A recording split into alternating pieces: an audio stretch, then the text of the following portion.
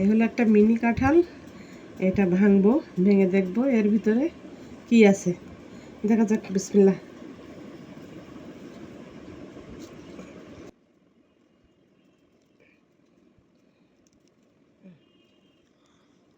মাশাআল্লাহ, মিনি কাঁঠালের ভিতরে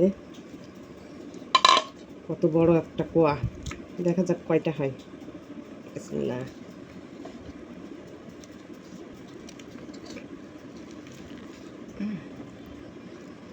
কাঁঠাল ছোট হলে কি হবে, দেখেন কত বড় বড় কোয়া।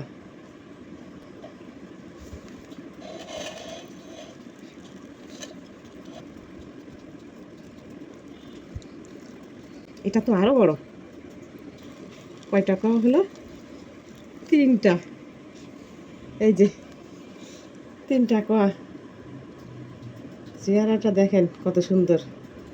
ছোট্ট কাঁঠালের ভিতরে 3টা কোয়া। কোয়াগুলো অনেক বড় বড় এবং সুন্দর দেখতে, একদম বড় কাঁঠালের মতো। এবার এটাকে খাওয়া হবে।